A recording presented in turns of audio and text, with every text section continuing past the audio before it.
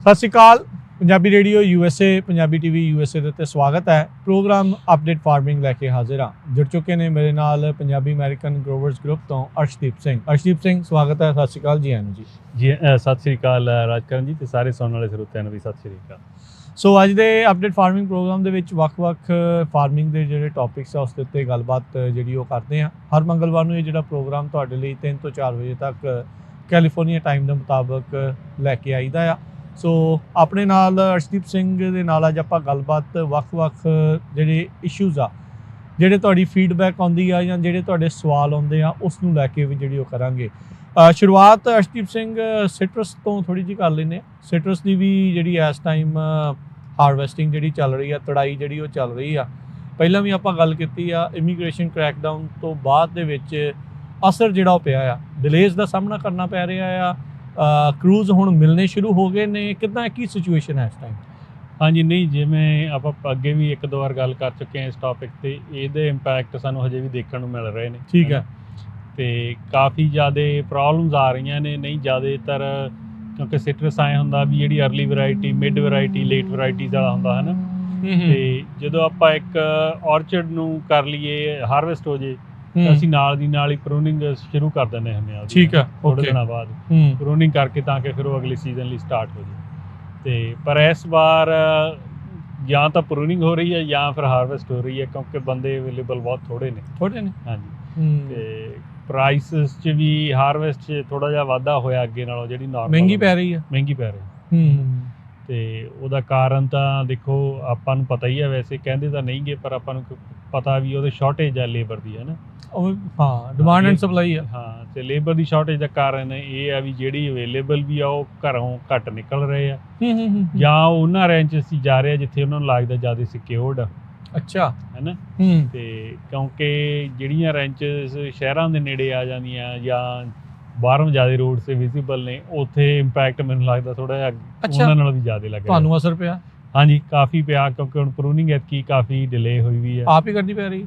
ਨਹੀਂ, ਆਪ ਤਾਂ ਚਲੋ ਆਪਾਂ ਨਹੀਂ ਕਰ ਸਕਦੇ ਇੰਨੀ, ਪਰ ਆਏ ਆ ਵੀ ਹੁਣ ਉਹ ਕਹਿੰਦੇ ਨੇ ਜਿਹੜਾ ਕਰੂ ਬੌਸ ਆ ਉਹ ਕਹਿੰਦਾ ਵੀ ਅਗਲੇ ਮਹੀਨੇ 'ਚ ਮੈਂ ਜਦੋਂ ਮਰਜ਼ੀ ਕਰਵਾ ਦਾਂ, ਕਿਉਂਕਿ ਜਿੱਦਣ ਵੀ ਕਹਿੰਦਾ ਸਾਡੇ ਕੋਲ 2-4 ਜਾਂ 1 ਦਿਨ ਦਾ ਵਿੱਚ ਵਕਫਾ ਆਇਆ, ਅਸੀਂ ਉਦੋਂ ਕਰੂ ਇੱਧਰ ਭੇਜ ਦਿਆਂਗੇ, ਹੈ ਨਾ। ਪਰ ਅੱਗੇ ਐਂ ਨਹੀਂ ਹੁੰਦਾ ਸੀ। ਅੱਗੇ ਇਹ ਹੁੰਦਾ ਸੀਗਾ ਵੀ ਕਹੀਦਾ ਸੀ, ਉਹ ਕਹਿੰਦਾ ਠੀਕ ਹੈ ਜੀ, ਮੈਂ ਸੋਮਵਾਰ ਨੂੰ ਕਰੂ ਭੇਜ ਦੂੰਗਾ, ਤੇ ਸੋਮਵਾਰ ਤੋਂ ਹੁਣ ਤਰੀਕ ਨਹੀਂ ਪਤਾ ਹੁੰਦੀ। ਤਰੀਕ ਕੋਈ ਨਹੀਂ ਪਤਾ। ਹੁਣ ਰੋਜ਼ ਸਵੇਰੇ ਜਾ ਕੇ ਦੇਖੀ ਦੇ ਵੀ ਅੱਜ ਆਏ ਆ ਕਿ ਨਹੀਂ। ਤੇ ਕੱਲ ਦੇਖੇ ਆ, ਕਹਿੰਦੇ ਸੀ ਹੁਣ ਸੰਡੇ ਆਇਆ ਸੀ, ਉਦੋਂ ਕਹਿੰਦਾ ਸੀਗਾ ਮੰਡੇ ਨੂੰ ਸ਼ੁਰੂ ਕਰ ਦਿਆਂਗੇ। ਹੁਣ ਕੱਲ ਵੀ ਨਹੀਂ ਕੋਈ ਆਇਆ ਤੇ ਅੱਜ ਵੀ ਨਹੀਂ ਕੋਈ ਆਇਆ। ਮੰਗਲਵਾਰ ਵੀ ਲੰਘ ਗਿਆ। ਹਾਂ, ਮੰਗਲ ਵੀ ਲੰਘ ਗਿਆ, ਹੁਣ ਕੱਲ ਨੂੰ ਦੇਖਦੇ ਆ। ਪਰ ਉਹ ਮੈਨੂੰ ਕਹਿੰਦਾ ਸੀਗਾ ਵੀ ਉਹ ਜਿਹੜਾ ਬਲੌਕ ਹੈ ਇੱਕ, ਵੀ ਇਹ ਮਹੀਨੇ ਦੇ ਐਂਡ ਤੱਕ ਅਸੀਂ ਕਰ ਦਿਆਂਗੇ ਪ੍ਰੂਵ। ਤੇ ਜੇ ਲੇਟ ਪ੍ਰੂਨਿੰਗ ਕਰਦੇ ਆ ਤੇ ਓਵਰਆਲ ਫਰਕ ਪੈਂਦਾ ਆ ਜਿਹੜੇ ਰੁੱਖ ਦੀ ਸਿਹਤ ਤੇ? ਹਾਂਜੀ, ਨਹੀਂ ਪ੍ਰੂਨਿੰਗ ਨਾਲ ਦੇਖੋ ਜੇ ਜ਼ਿਆਦਾ ਡਿਲੇ ਹੋ ਜੂਗੀ, ਬਲੂਮ 'ਚ ਚਲਿਆ ਜਾਊ ਕੰਮ, ਫੇਰ ਤਾਂ ਪ੍ਰੋਬਲਮ ਆਊਗੀ। ਪਰ ਹਜੇ ਸਾਡੇ ਕੋਲ ਮਹੀਨਾ ਕੁ ਹੈਗਾ ਉਹਨਾਂ ਟਰੀਜ਼ ਤੇ ਜਿਨ੍ਹਾਂ ਤੇ ਪ੍ਰੂਨਿੰਗ ਅਸੀਂ ਕਰ ਰਹੇ ਹਾਂ ਹੁਣ। ਉਹਨਾਂ ਦੀ ਸਾਡੀ ਉਸ ਬਲੂਮ ਨੇ ਆਉਣਾ ਮਾਰਚ ਦੇ ਐਂਡ ਤੇ ਜਾ ਕੇ। ਠੀਕ ਹੈ। ਤੇ ਆਪਾਂ ਮਾਰਚ ਮਿਡ ਤੱਕ ਜੇ ਪ੍ਰੂਨਿੰਗ ਕੰਪਲੀਟ ਹੋ ਜਾਏ ਤਾਂ ਵਧੀਆ। ਪਰ ਉਹਦੇ ਨਾਲ ਐਂ ਹੁੰਦਾ ਰਾਜਕਰਨ ਜੀ, ਜੇ ਨਾਲ ਦੀ ਨਾਲ ਜਿਵੇਂ ਹੁਣ ਪ੍ਰੂਨਿੰਗ ਹੋ ਜਾਂਦੀ ਆ ਤਾਂ ਅਸੀਂ ਸ਼ਰੈਡ ਕਰ ਦਿੰਦੇ ਆ, ਤਾਂ ਸਾਰਾ ਇਰੀਗੇਸ਼ਨ ਵਗੈਰਾ ਜਿਹੜਾ ਸਿਸਟਮ ਆ ਸੈਟਅਪ ਕਰਕੇ ਰੈਡੀ ਕਰ ਦੇਣਾ, ਹੈ ਨਾ। ਠੀਕ ਆ। ਕਿੱਥੇ ਹੁਣ ਅਸੀਂ ਵਿਚਾਲੇ ਫਸੇ ਹੋਏ ਆ, ਜੇ ਪ੍ਰੂਨਿੰਗ ਨਹੀਂ ਹੋ ਰਹੀ, ਫਿਰ ਉਹ ਸ਼ਰੈਡਿੰਗ ਵਾਲੇ ਇੱਕੋ ਦਮ ਉਹਨਾਂ ਤੇ ਲੋਡ ਪੈ ਜਾਣਾ, ਹੈ ਨਾ। ਤੇ ਨਾਲ ਦੀ ਨਾਲ ਬਲੂਮ ਸਪਰੇਆਂ ਆ ਜਾਣੀਆਂ ਨੇ। ਜੇ ਨਹੀਂ ਬਰਸ਼ ਕਲੀਅਰ ਹੁੰਦਾ ਉਦੋਂ ਤੱਕ, ਤੇ ਫਿਰ ਸਾਨੂੰ ਬਲੂਮ ਸਪਰੇ ਵੇਲੇ ਵੀ ਪ੍ਰੋਬਲਮ ਆਊਗੀ। ਸੋ ਇੱਕ ਚੀਜ਼ ਦਾ ਡਿਲੇ ਮਲਟੀਪਲ ਡਿਲੇਸ 'ਚ ਪੈ ਜਾਂਦਾ ਫਿਰ। ਬਿਲਕੁਲ ਜੀ। ਤੇ ਉਹ ਡੋਮਿਨੋ ਇਫੈਕਟ ਹੈ ਕਾਫੀ ਜ਼ਿਆਦਾ, ਜਾਣੀ ਉਹ ਸਿਸਟਮ ਜਿਹਾ ਵਿਗੜਿਆ ਹੋਇਆ ਇਸ ਵਾਰ। ਤੇ ਬਾਕੀ ਹੁਣ ਜਿਵੇਂ ਦੇਖੋ ਸਾਰਿਆਂ ਦੇ ਨਾਲ ਹੀ ਆ। ਨਹੀਂ, ਉਹ ਤਾਂ ਚਲੋ ਡੈਫੀਨੇਟਲੀ ਨਾਲ ਹੀ ਆ। ਬਾਕੀ ਹੁਣ ਦੂਜੇ ਪਾਸੇ ਜਿਹੜੇ ਬਦਾਮ ਵਗੈਰਾ ਉਹਨਾਂ ਦੀ ਵੀ ਹੁਣ ਕਿਉਂਕਿ ਫੁੱਲ ਖਿੜਨੇ ਸ਼ੁਰੂ ਹੋ ਗਏ, ਨਿਕਲਣੇ ਸ਼ੁਰੂ ਹੋ ਗਏ, ਉੱਧਰ ਵੀ ਬਲੂਮ ਸਪਰੇ ਦਾ ਕੰਮ ਚੱਲ ਪਿਆ ਹੋਣਾ। ਹਾਂਜੀ, ਬਦਾਮਾਂ ਦਾ ਦੇਖੋ ਡਿਪੈਂਡ ਕਰਦਾ ਤੁਸੀਂ ਕਿੱਥੇ ਕਾ, ਪਰ ਜ਼ਿਆਦਾਤਰ ਖੇਤਾਂ 'ਚ ਹੁਣ ਬਲੂਮ ਸਪਰੇ ਸ਼ੁਰੂ ਹੋ ਗਈ ਹੈ, ਹੈ ਨਾ। ਤੇ ਰੈਗੂਲਰ ਹੋ ਰਹੀ ਆ। ਜਿਵੇਂ ਜਿਸ ਏਰੀਏ 'ਚ ਆਪਾਂ ਇੱਥੇ ਹੈਗੇ ਆ ਫਰੈਜਨੋ, ਸਾਡੇ ਤਾਂ ਹੁਣ ਦੇਖੋ ਪੂਰੀ ਚੱਲ ਰਹੀ ਹੈ ਬਲੂਮ ਸਪਰੇ। ਠੀਕ ਆ। ਥੋੜ੍ਹਾ ਜਿਹਾ ਤੁਸੀਂ ਵੈਸਟ ਨੂੰ ਚਲੇ ਜਾਂਦੇ ਆ ਤਾਂ ਜਿਵੇਂ ਪਰਸੋਂ ਮੈਂ ਫਾਇਰ ਬਾਕਸ ਸੀਗਾ, ਤੇ ਉੱਥੇ ਹਜੇ ਥੋੜ੍ਹੇ ਜਿਹੀ ਦਿਨ ਪਿੱਛੇ ਆ ਸਾਡੇ ਨਾਲ, ਹੈ ਨਾ। ਤੇ ਪਰ ਉਹ ਜਿਹੜੀ 2-4 ਦਿਨ ਦੀ ਗੇਮ ਆ, ਹੁਣ ਸਾਰੀ ਅਗਲੇ ਹਫ਼ਤੇ 10 ਦਿਨ 'ਚ ਸਾਰੀਆਂ ਜਿਉਂ ਮੌਸਮ ਨੇ ਥੋੜ੍ਹੀ ਜਿਹੀ ਗਰਮੈਸ਼ ਫੜਨੀ ਆ ਹੋ ਜਾਣਾ। ਹਾਂਜੀ, ਬਾਕੀ ਹੁਣ ਮੌਸਮ ਹਜੇ ਕਲੀਅਰ ਵੀ ਲੱਗ ਰਿਹਾ, ਹੈ ਨਾ। ਧੁੱਪ ਲੱਗਣ, ਧੁੱਪ ਦਿਖ ਰਹੀ ਹੈ। ਤੇ ਸੋ ਫਾਰ ਤਾਂ ਬਲੂਮ ਲਈ ਠੀਕ ਲੱਗ ਰਿਹਾ ਮੌਸਮ।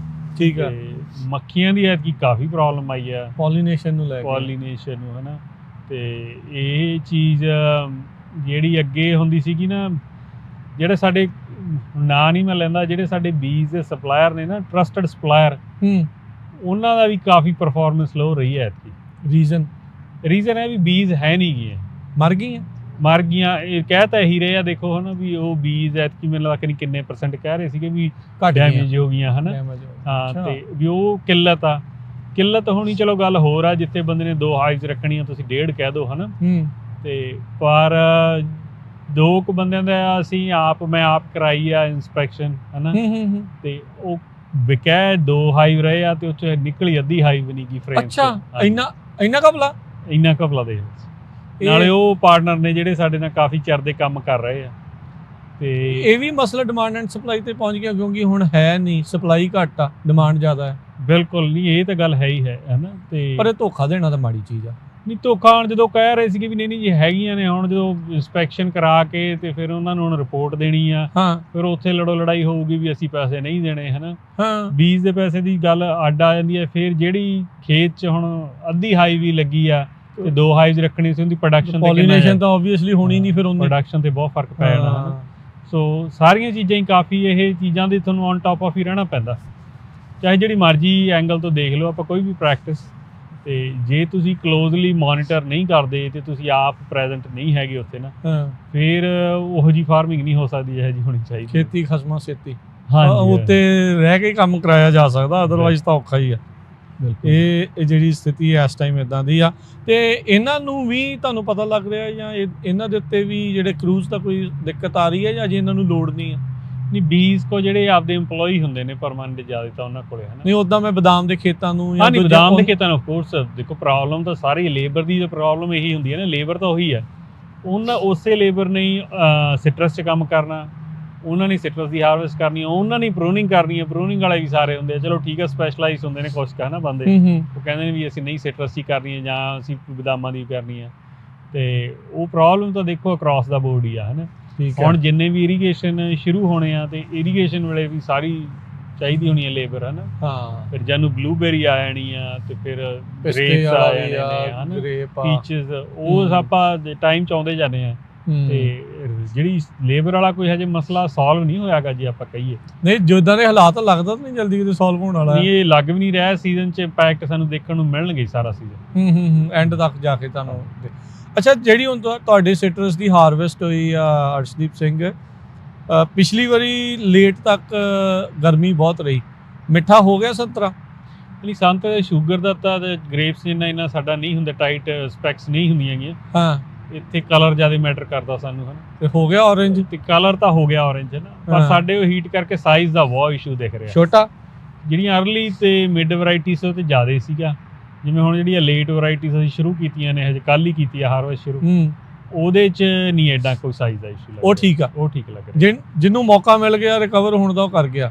ਜਿਹੜੀ ਅਰਲੀ ਤੇ ਮਿਡ ਆ, ਉਹ ਫਿਰ ਛੋਟੇ ਰਹਿ ਗਏ। ਹੈ ਹਾਂਜੀ, ਜਿਹੜੀ ਹੁਣ ਸਿਟਰਸ ਨੇ ਨਵੰਬਰ ਤੇ ਹਾਰਵੈਸਟ ਹੋਣਾ ਸੀ, ਤੇ ਅਕਤੂਬਰ ਫਸਟ ਵੀਕ ਪੂਰੀ 100 ਤੋਂ ਉੱਪਰ ਰਿਹਾ ਟੈਂਪਰੇਚਰ, ਹੈ ਨਾ। 2 ਹਫ਼ਤੇ ਪੂਰਾ 100 ਤੋਂ ਉੱਪਰ ਰਿਹਾ, ਉਹਦਾ ਉਹ ਪੀਕ ਸੀਗਾ ਸਾਈਜ਼ ਬਣਨ ਲਈ ਟਾਈਮ, ਉਦੋਂ ਬਣਿਆ ਨਹੀਂ, ਉਦੋਂ ਬਣਿਆ। ਅੱਛਾ, ਫਿਰ ਤਾਂ ਨੁਕਸਾਨ ਹੋਇਆ ਹੋਊ ਇਸ ਵਾਰ? ਹਾਂਜੀ, ਦੇਖੋ ਜ਼ਿਆਦਾ ਸਿਟਰਸ ਇੰਸ਼ੋਰੈਂਸਿਸ ਕਿੱਕਨ ਹੋਈਆਂ ਨੇ ਇਸ ਵਾਰ, ਇੰਨਾ ਜ਼ਿਆਦਾ ਇੰਪੈਕਟ ਆ। ਤੇ ਅਗਲੇ ਸਾਲ ਫਿਰ ਪ੍ਰੀਮੀਅਮ ਵਧੂ? ਅਗਲੇ ਸਾਲ ਪ੍ਰੀਮੀਅਮ ਵੀ ਵਧੂਗਾ। ਫਿਰ ਉਹ ਆਇਆ ਵੀ ਸਾਰਿਆਂ ਦੀ ਇੰਸ਼ੋਰੈਂਸ ਨਹੀਂ ਨਾ ਹੁੰਦੀ ਜੀ। ਬਾਕੀ ਤੁਸੀਂ ਇੰਸ਼ੋਰਡ ਕਰਦੇ ਆ ਕ੍ਰੌਪ 60 ਜਾਂ 70% ਲਈ, ਹੈ ਨਾ। ਤੇ ਉਹ ਇੰਪੈਕਟ ਗਰੋਅਰ ਤੇ ਵੀ ਛੱਡਦਾ, ਤੇ ਜਿਨ੍ਹਾਂ ਕੋਈ ਇੰਸ਼ੋਰੈਂਸ ਨਹੀਂ ਹੁੰਦੀ ਉਹਨਾਂ ਕੋਲ ਤਾਂ ਹੈ ਹੀ ਹੈ। ਅੱਛਾ, ਉਹਦੇ ਨਾਲ ਕਾਫੀ ਫਿਰ ਜਿੰਨੇ ਕੁ ਮਾਰਜਨਸ ਨੇ, ਹੁਣ 20-30% ਬਹੁਤ ਵੱਡਾ ਨੰਬਰ ਹੋ ਜਾਂਦਾ ਕਿਸੇ ਵੀ ਗਰੋਅਰ ਲਈ। ਹਾਂ, ਮਤਲਬ ਮੇਕ ਔਰ ਬ੍ਰੇਕ ਵਾਲੀ ਗੱਲ ਹੀ ਆ। ਹਾਂਜੀ, ਇੰਨਾ ਕਿ ਦੇਖੋ ਬਚਣਾ ਹੁੰਦਾ ਸਿਟਰਸ 'ਚ, ਇੰਨੀ ਕੀ ਹੈਗੀ ਆ ਬਚਤ, 20 ਤੋਂ 25%। ਜੇ ਉਹ 'ਚ ਇੰਨਾ ਕਿ ਇਹ 'ਚ ਗਿਰਾਵਟ ਆ ਗਈ ਪ੍ਰੋਡਕਸ਼ਨ 'ਚ ਜਾਂ ਸਾਈਜ਼ ਕਰਕੇ, ਤੇ ਫਿਰ ਉਹ ਗੱਲ ਉੱਥੇ ਹੀ ਆ ਜਾਂਦੀ ਵੀ ਪੱਲਿਓਂ ਪਾਉਣ ਵਾਲਾ ਕੰਮ ਹੋਇਆ। ਤੇ ਫਿਰ ਬੰਦੇ ਨੂੰ ਨਾਲ ਕੰਮ ਹੋਰ ਕਰਨਾ ਪੈਣਾ ਹੀ ਆ। ਦੇਖੋ, ਖੇਤੀ ਤਾਂ ਹੁਣ ਇਹੀ ਰਹਿ ਗਈ, ਜਿਵੇਂ ਕੋਈ ਅੰਗਰੇਜ਼ੀ ਦੀ ਕੋਟ ਜੀ ਕਾਫੀ ਮਸ਼ਹੂਰ ਆ ਵੀ every successful farmer have a woman behind who works in the office, something like that, ਹੈ ਨਾ, ਜਾਂ woman works in a town। ਉਹ ਇਹੀ ਆ ਵੀ ਜੌਬ ਚਾਹੀਦੀ ਨਾਲ, ਤੁਸੀਂ ਤਾਂ ਹੀ ਖੇਤੀ ਕਰ ਸਕਦੇ। ਅੱਛਾ, ਤੁਹਾਡੀ ਸਲਾਹ ਇਹੀ ਆ ਹੁਣ? ਦੇਖੋ, ਜੇ ਤਾਂ ਤੁਸੀਂ ਪੁਰਾਣੇ ਗਰੋਅਰ ਆ ਜਿਨ੍ਹਾਂ ਦੀ ਆ ਨਹੀਂ ਰਹੀਗੀ, ਮੌਰਗੇਜ ਨਹੀਂ ਹੈਗੀ ਕੋਈ, ਉਹ ਤਾਂ ਸਰਵਾਈਵ ਕਰ ਉਹ ਤਾਂ ਸਕਦਾ। ਸਰਵਾਈਵ ਕਰੀ ਹੋਈ ਜਾਣੇ ਨਾ। ਚਲੋ ਉਹ ਤਾਂ ਜੇ ਪ੍ਰਾਈਸ ਉਹ ਤਾਂ ਤੁਹਾਨੂੰ ਜਦੋਂ ਬਦਾਮਾਂ $1.5 ਸੀ ਨਾ, ਉਦੋਂ ਵੀ ਉਹ Survive ਪੈਸੇ ਕਰਕੇ। ਬਚਦੇ ਸੀ ਹਨਾ। ਪ੍ਰੋਬਲਮ ਉਹਨਾਂ ਨੂੰ ਆਉਂਦੀ ਹੈ ਜਿਨ੍ਹਾਂ ਨੇ 25 30 40 ਹਜ਼ਾਰ ਨੂੰ ਏਕੜ ਲੈ ਕੇ ਮੌਰਗੇਜ ਦੇਣੀ ਹੈ ਤੇ ਉਹ ਤੇ ਟੈਕਸਸ ਦੇਣੇ ਨੇ, ਪ੍ਰਾਪਰਟੀ ਟੈਕਸਸ ਪਲੱਸ ਉਹ ਗਰੋਅਰਸ ਨਾਲ ਕੰਪੀਟ ਕਰਨਾ ਹਨਾ। ਜਿਨ੍ਹਾਂ ਨੇ ਪਿਛਲੇ ਲੇਟਲੀ ਸਾਲ 2 ਸਾਲ ਦੇ ਵਿੱਚ ਖੇਤ ਲਏ ਆ, ਉਹਨਾਂ ਦੀ ਤਾਂ ਪ੍ਰਾਪਰਟੀ ਟੈਕਸ ਨਹੀਂ ਧੂਆਂ ਕੱਢਿਆ ਹੁਣ। ਹਾਂਜੀ, ਪ੍ਰਾਪਰਟੀ ਟੈਕਸ ਆਪਾਂ ਵੇਖੋ ਗੱਲ ਸਹੀ ਹੈ, ਪਰ ਆਪਾਂ ਰੈਕਨ ਜੇ ਆਪਾਂ ਯਾਦ ਵੀ ਕਰਾ ਦਈਏ ਫਿਰ ਇੱਕ ਵਾਰੀ, ਆਪਾਂ ਅੱਗੇ ਵੀ ਇਸ ਟੌਪਿਕ ਤੇ ਗੱਲ ਕੀਤੀ ਸੀ ਵੀ ਫਰੈਜ਼ਨੋ, ਮਡੇਰਾ ਤੇ ਟਲੇਰੀ ਕਾਊਂਟੀ 'ਚ ਮੈਂ ਆਪ ਕਨਫਰਮ ਕੀਤਾ ਜਾ ਕੇ, ਤੁਸੀਂ ਇਹ ਜੇ ਤੁਹਾਡੀ ਪ੍ਰਾਪਰਟੀ ਦੀ ਵੈਲਿਊ ਘੱਟ ਆ ਤਾਂ ਤੁਸੀਂ ਟੈਕਸ ਅਸੈਸਰ ਆਫਿਸ ਜਾ ਕੇ ਐਪਲੀਕੇਸ਼ਨ ਭਰ ਕੇ ਉਹ ਤੋਂ ਦੁਬਾਰਾ ਵੈਲੂਏਟ ਕਰਾ ਸਕਦੇ, ਰੀਅਸੈਸ ਕਰਾਓ। ਹਾਂ, ਜਿਹੜੀ ਤੁਹਾਡੀ ਪ੍ਰਾਪਰਟੀ ਦਾ ਕਰੰਟ ਰੇਟ ਹੋਊਗਾ, ਜੇ ਵਾਈਟ ਲੈਂਡ ਦਾ 10,000 ਆ ਤਾਂ 10,000 ਦੀ ਟੈਕਸ ਲਾਉਂਗੇ। ਓਕੇ, ਠੀਕ ਆ। ਸੋ ਇਹ ਤਿੰਨਾਂ ਕਾਊਂਟੀਆਂ 'ਚ ਤਾਂ ਮੈਂ ਆਪ ਜਾ ਕੇ ਕਨਫਰਮ ਕੀਤਾ। ਠੀਕ ਆ, ਜੇ ਫਰੈਜ਼ਨੋ, ਟਲੇਰੀ ਤੇ ਮਡੇਰਾ। ਹਾਂਜੀ, ਜੇ ਇਹਦੇ 'ਚ ਆਪਣੀਆਂ 2 ਹੀ ਕਾਊਂਟੀਆਂ ਰਹਿੰਦੀਆਂ ਨੇ, ਕਿੰਗਸ ਤੇ ਕਰਨ, ਜਿੱਦਣ ਉਹ ਆਪਣੀਆਂ ਹੋ ਗਈਆਂ ਕਨਫਰਮ ਤੇ ਉਦੋਂ ਪ੍ਰੈਚੀ ਮਚ ਇੱਥੇ ਹੀ ਆਪਣਾ ਪਾਣੀ ਦਾ ਇਸ਼ੂ ਆ ਵਾਈਟ ਲੈਂਡ ਦਾ ਹੈਨਾ। ਪਰ ਤੁਸੀਂ ਜੇ ਉੱਥੇ ਕਰਦੇ ਆ ਖੇਤੀ ਤਾਂ ਤੁਸੀਂ ਆਪ ਜਾ ਕੇ ਵੀ ਪੁੱਛ ਸਕਦੇ ਆ ਵੀ ਅਸੀਂ ਘਟਾਉਣੀ ਆ ਹਨਾ, ਵੀ ਸਾਡਾ ਵਾਈਟ ਲੈਂਡ ਦੀ ਵੈਲਿਊ ਬਹੁਤ ਘਟ ਗਈ ਆ। ਉਹ ਇੱਕ ਪੇਜ ਦੀ ਐਪਲੀਕੇਸ਼ਨ ਉਹਨਾਂ ਨੂੰ ਭਰ ਕੇ ਦੇ ਦਿਓ, ਬਾਕੀ ਉਹਨਾਂ ਨੇ ਆਪ ਕਰ ਦੇਣਾ ਸਾਰਾ ਕੁਝ, ਆਪੇ ਜਿਹੜਾ ਉਹ ਕਰ ਦੇਣਾ। ਠੀਕ ਆ। ਪਾਣੀ ਦੀ ਸਿਚੁਏਸ਼ਨ ਕਿੱਦਾਂ ਰਹਿਣ ਵਾਲੀ ਆ? ਮੀਂਹ ਮੂੰਹ ਪਿਛਲੇ ਹਫਤੇ 'ਚ ਪਏ ਆ, ਠੀਕ ਪਏ ਆ? ਸਨੋ ਪੈ ਗਈ ਆ ਸਿਆਰਾ ਨਵਾਡਾ 'ਚ, ਖੁਸ਼ੀ ਵਾਲੀ ਗੱਲ ਆ? ਹਾਂਜੀ, ਨਹੀਂ ਬਿਲਕੁਲ ਖੁਸ਼ੀ ਵਾਲੀ ਗੱਲ ਆ। ਜਿੰਨੀ ਸਨੋ ਪਵੇ ਸਾਡੇ ਲਈ ਚੰਗੀ ਗੱਲ ਹੀ ਆ ਹਨਾ। ਹਾਂ, ਮੀਂਹ ਵੀ ਚੰਗੇ ਆ, ਮੀਂਹ ਰੀਚਾਰਜ ਕਰ ਜਾਂਦੇ ਕਾਫੀ ਤੇ ਅਬਵ ਐਵਰੇਜ ਆ ਸੋ ਫਾਰ ਹਨਾ, ਜਾਂ ਐਵਰੇਜ ਆ ਥੋੜਾ ਜਿਹਾ ਅਬਵ ਐਵਰੇਜ ਚੱਲ ਰਹੇ ਆ ਜਿੰਨੇ ਕੁ ਸੀਜ਼ਨ ਦੇ ਨੰਬਰ ਨੇ ਹੁਣ ਤੱਕ ਦੇ। ਤੇ ਉਸ ਐਂਗਲ ਤੋਂ ਪਾਣੀ ਦੀ ਕਿੱਲਤ ਨਹੀਂ ਆਊਗੀ, ਪਰ ਇਹ ਵੀ ਨਹੀਂ ਕਹਿੰਦੇ ਕਿ ਵੀ ਪਾਣੀ ਐਕਸੈਸ 'ਚ ਆਊਗਾ ਸੋ ਫਾਰ ਦੇ ਨੰਬਰਾਂ ਨੂੰ ਦੇਖ ਕੇ ਹਨਾ। ਤੇ ਹੁਣ ਅਗਲੇ 2-2.5 ਹਫ਼ਤੇ ਦੇ ਵੈਦਰ 'ਚ ਮੀਂਹ ਨਹੀਂ ਦਿਖ ਰਿਹਾ ਕੋਈ ਵੀ ਹਨਾ, ਸੂਰਜ ਹੀ ਆ। ਹਾਂ ਤੇ ਚੰਗਾ ਵੀ ਆ ਬਲੂਮ ਲਈ, ਪਰ ਆਇਆ ਵੀ ਪਾਣੀ ਵੀ ਚਾਹੀਦਾ।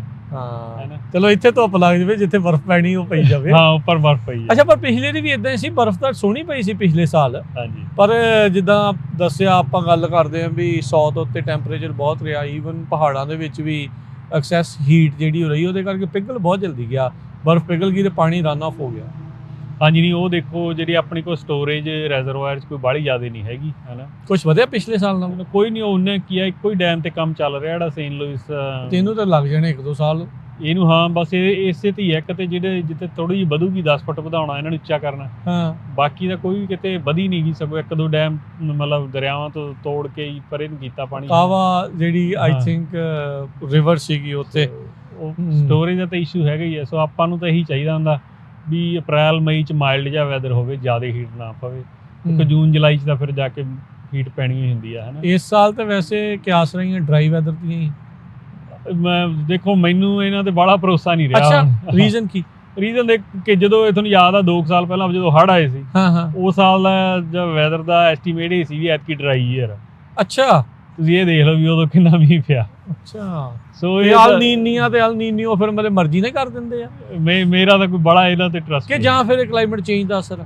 ਨਹੀਂ, ਦੇਖੋ ਇਹਨਾਂ ਦੇ ਜਿਹੜੇ ਨੰਬਰ ਆਉਂਦੇ ਨਾ, ਇਹ ਮਤਲਬ ਪ੍ਰੋਜੈਕਟ ਕਰਦੇ ਆ, ਪ੍ਰੈਡਿਕਸ਼ਨ ਆ, ਇਹ ਕੋਈ ਐ ਨਹੀਂ ਹੈਗਾ ਵੀ ਐਕੂਰੇਸੀ ਨਹੀਂ। ਐਕੂਰੇਸੀ ਉਹ ਤੇ ਬੜੀ ਜ਼ਿਆਦਾ ਨਹੀਂ, ਬਲੀਵ ਨਹੀਂ, ਪ੍ਰੋਬੇਬਿਲਿਟੀ ਆ। ਹਾਂ, ਤੇ ਇਹ ਆਪਣੇ ਜੋ ਪਿਛਲੇ 10-20 ਸਾਲਾਂ ਦੇ ਡਾਟਾ ਨੂੰ ਦੇਖ ਕੇ ਕਰਦੇ। ਨਹੀਂ, ਡੇਟਾ ਤਾਂ ਇਹਨਾਂ ਕੋਲ ਜ਼ਿਆਦਾ ਹੁੰਦਾ ਵੈਸੇ, ਟੂ ਬੀ ਆਨੈਸਟ। ਐ ਨਹੀਂ ਆਪਾਂ ਕਹਿੰਦੇ ਵੀ ਜਮੀ ਐਜ਼ ਏ ਤੁਹਾਨੂੰ ਇਹਨੂੰ ਡੇਟੇ ਤੇ ਲੈ ਕੇ ਕੋਈ ਡਿਸੀਜਨ ਨਹੀਂ ਤੁਸੀਂ ਬਣਾ ਸਕਦੇ। ਜਿਵੇਂ ਹੁਣ ਮੰਨ ਲਓ ਆਪਾਂ ਨੂੰ ਐਤਕੀ ਦਿਖਾਉਣ ਵੀ ਵੈਟ ਈਅਰ ਹੈ ਨਾ, ਤਾਂ ਆਪਾਂ ਉਸ ਵੈਟ ਈਅਰ ਦੇ ਹਿਸਾਬ ਨਾਲ ਖੇਤੀ ਤੇ ਮੈਂ ਉਹ ਇਨਵੈਸਟ ਨਹੀਂ ਕਰ ਸਕਦਾ ਵੀ ਇਹ ਵੈਟ ਈਅਰ ਕਹਿ ਰਹੇ ਆ, ਵੀ ਇੰਨਾ ਕੌਨਫੀਡੈਂਸ ਨਹੀਂ ਹੈਗਾ ਉਹ ਡੇਟੇ। ਨਹੀਂ, ਫਿਰ ਜੇ ਏਜੰਸੀਜ਼ ਤੇ ਭਰੋਸਾ ਨਹੀਂ ਤਾਂ ਫਿਰ ਆਪਾਂ ਕਰਾਂਗੇ ਕੀ? ਕਿਉਂਕਿ ਕਿਸਾਨ ਤਾਂ ਇਸ ਚੀਜ਼ ਦੇ ਵੱਲ ਬਹੁਤ ਧਿਆਨ ਦੇ ਨਾਲ ਦੇਖਦਾ। ਤਾਂ ਹੀ ਇਨਫਰਾਸਟ੍ਰਕਚਰ ਤੇ ਕੰਮ ਹੋਣਾ ਜ਼ਰੂਰੀ ਹੈ। ਜਿਵੇਂ ਕਿ ਜੇ ਜ਼ਿਆਦਾ ਰਿਜ਼ਰਵਾਇਰ ਹੋਣਗੇ, ਆਪਣੇ ਕੋਲ ਸਟੋਰੇਜ ਜ਼ਿਆਦਾ ਹੋਊਗੀ, ਤਾਂ ਆਪਾਂ ਪਾਣੀ ਸਟੋਰ ਕਰ ਸਕਦੇ, ਜਿੰਨਾ ਵੀ ਪੈਂਦਾ ਉਹਨੂੰ ਆਪਾਂ ਜ਼ਿਆਦਾ ਈਜ਼ੀਲੀ ਸਟੋਰ ਕਰ ਸਕਦੇ। ਠੀਕ ਹੈ, ਤੁਹਾਨੂੰ ਮੈਂ ਉਦਾਹਰਨ ਦਿੰਦਾ ਵੀ ਜਿਹੜਾ ਇੱਥੇ ਆਪਣੇ ਕਿੰਗਸ ਰਿਵਰ ਦੇ ਵਿੱਚ ਕੰਸੋਲੀਡੇਟਡ ਇਰੀਗੇਸ਼ਨ ਡਿਸਟ੍ਰਿਕਟ, ਉਹ ਜਿੰਨਾ ਉਹਨਾਂ ਦਾ ਪਾਣੀ ਦਾ ਸ਼ੇਅਰ ਹੁੰਦਾ ਸਾਲ ਦਾ, 70% ਹੀ ਯੂਜ਼ ਕਰ ਪਾਉਂਦੇ ਆ, 30% ਉਹਨਾਂ ਨੂੰ ਡੈਲਟਾ ਚਲਾ ਜਾਂਦਾ ਉਹਨਾਂ ਦਾ। ਕਾਰਨ ਇਹ ਆ ਵੀ ਉਹਨਾਂ ਕੋਲ ਇਨਫਰਾਸਟ੍ਰਕਚਰ ਨਹੀਂ ਹੈਗਾ ਵੀ ਜਿਹੜਾ ਬਾਕੀ ਦਾ ਸ਼ੇਅਰ ਆ ਉਹਨੂੰ ਗਰਾਊਂਡ ਰੀਚਾਰਜ ਲਈ ਯੂਜ਼ ਕਰ ਲੈਣ। ਉਹਦੇ ਲਈ ਉਹਨਾਂ ਦਾ ਐਸਟੀਮੇਟ ਆ ਵੀ 1500 ਏਕੜ ਦਾ ਉਹਨਾਂ ਨੂੰ ਪਾਉਂਡ ਚਾਹੀਦੇ ਆ, ਜਿੱਥੇ ਉਹ ਇੰਨਾ ਤਾਂ ਆਰਾਮ ਨਾਲ ਮਿਲ ਜਾਣਾ। ਨਹੀਂ, ਪਰ ਇਹ 1500 ਏਕੜ ਦਾ ਇੱਕ ਛੋਟੇ ਜਿਹੇ ਜੀਐਸਏ ਲਈ ਐਡਾ ਵੱਡਾ ਬਾਏ ਕਰਨਾ ਮਿਲੀਅਨਸ ਆਫ ਡਾਲਰ ਦੀ ਗੱਲ ਆ, ਉਹਨਾਂ ਕੋਲ ਐਡਾ ਬਜਟ ਨਹੀਂ ਨਾ ਹੁੰਦਾ। ਹਾਂ, ਨਹੀਂ ਕਰ ਸਕਦੇ। ਸੋ ਫਿਰ ਉਦੋਂ ਬਾਅਦ 'ਚ ਉਹਨੂੰ ਮੇਨਟੇਨੈਂਸ, ਉਹਦੇ ਮੈਨੇਜਮੈਂਟ, ਉਹ ਕਾਫੀ ਵੱਡਾ ਪ੍ਰੋਜੈਕਟ ਬਣ ਜਾਂਦਾ। ਤੇ ਇਸ ਟਾਈਮ ਜਿੱਦਾਂ ਤੁਸੀਂ ਵੀ ਆਪਣੇ ਖੇਤਾਂ ਦੇ ਵਿੱਚ ਇੱਕ ਛੋਟਾ ਰਿਜ਼ਰਵਾਇਰ ਬਣਾਇਆ ਹੈ, ਵੀ ਜਿਹੜਾ ਨਹਿਰੀ ਪਾਣੀ ਆਉਂਦਾ ਐਟਲੀਸਟ ਉਹਨੂੰ ਇਕੱਠਾ ਕਰੇ ਚੱਲੀਏ, ਵੀ ਥੱਲੋਂ ਪਾਣੀ ਘੱਟ ਕੱਢਣਾ ਪਵੇ, ਇਸ ਨੂੰ ਜਿਹੜਾ ਉਹ ਵਰਤ ਲਿਆ ਜਾਵੇ। ਇਸ ਚੀਜ਼ ਦੇ ਲਈ ਮਦਦ ਅਜੇ ਮਿਲ ਰਹੀ ਹੈ ਕਿ ਆਪਣੇ ਪੱਲੇ ਹੁਣ ਕਰਨਾ ਪੈ ਰਿਹਾ ਇੱਦਾਂ ਦੀ ਚੀਜ਼ ਨੂੰ? ਨਹੀਂ, ਮਦਦ ਉਹ ਏਰੀਆ 'ਚ ਮਿਲ ਰਹੀ ਹੈ ਜਿੱਥੇ ਪਾਣੀ ਜ਼ਿਆਦਾ ਹੈਗਾ ਐਲੋਕੇਸ਼ਨਸ। ਓਕੇ, ਹੈ ਨਾ। ਜੇ ਹੁਣ ਤੁਸੀਂ ਕਹੋ ਵੀ ਮੈਂ ਰਿਜ਼ਰਵਾਇਰ ਬਣਾਉਣਾ ਫਾਇਰਬਾਲ, ਉੱਥੇ ਤਾਂ ਕਿਸੇ ਨੇ ਨਹੀਂ ਪੈਸੇ ਦੇਣੇ ਤੁਹਾਨੂੰ, ਤੇ ਪਾਣੀ ਹੀ ਨਹੀਂ ਹੈਗਾ ਰਿਜ਼ਰਵਾਇਰ ਬਣਾ ਕੇ ਕਰਨਾ, ਹੈ ਨਾ। ਜੇ ਤੁਸੀਂ ਕਿੰਗਸ ਰਿਵਰ ਦੇ ਆਲੇ ਦੁਆਲੇ FID CID 'ਚ ਜਾਂ ਅਲਟਪਾਰੇ ਥੋੜ੍ਹੇ ਜਿਹੇ 2 ਡਿਸਟ੍ਰਿਕਟ ਛੋਟੇ ਛੋਟੇ ਹੈਗੇ ਆ, ਕਿੰਗਸ ਰਿਵਰ ਦੀ ਟ੍ਰਿਬਿਊਟਰੀ 'ਚ ਆਉਣੇ ਆ, ਉੱਥੇ ਪੈਸੇ ਦੇ ਦਿੰਦੇ ਆ ਤੁਹਾਨੂੰ ਬਣਾਉਣ। ਕੌਣ ਦਿੰਦਾ? NRCS ਦਿੰਦਾ ਹੈ? NRCS ਵੀ ਦੇ ਦਿੰਦੀ ਹੈ, CDFA ਸਟੇਟ ਦੇ ਵੀ ਪ੍ਰੋਗਰਾਮ ਹੈਗਾ, ਤੁਸੀਂ ਉੱਥੇ ਵੀ ਅਪਲਾਈ ਕਰ ਸਕਦੇ ਹੋ। ਹਾਂ, ਤੇ USDA ਦੇ ਵੀ ਹੋਰ ਵੀ ਪ੍ਰੋਗਰਾਮ ਹੈਗੇ NRCS ਤੋਂ ਬਿਨਾਂ, ਜਿੱਥੇ ਤੁਸੀਂ ਕਰਕੇ ਉਹ ਪਾਣੀ ਦੀ ਸਟੋਰੇਜ ਕਰ ਸਕਦੇ ਹੋ, ਹੈ ਨਾ। ਤੇ ਪਰ ਗੱਲ ਤਾਂ ਇਹ ਵੀ ਪਾਣੀ ਚਾਹੀਦਾ ਤੁਹਾਡੇ ਕੋਲ, ਫੇਰ ਤਾਂ ਬਹੁਤ ਜ਼ਿਆਦਾ ਸੋਲੂਸ਼ਨ ਆ ਜਾਂਦੇ।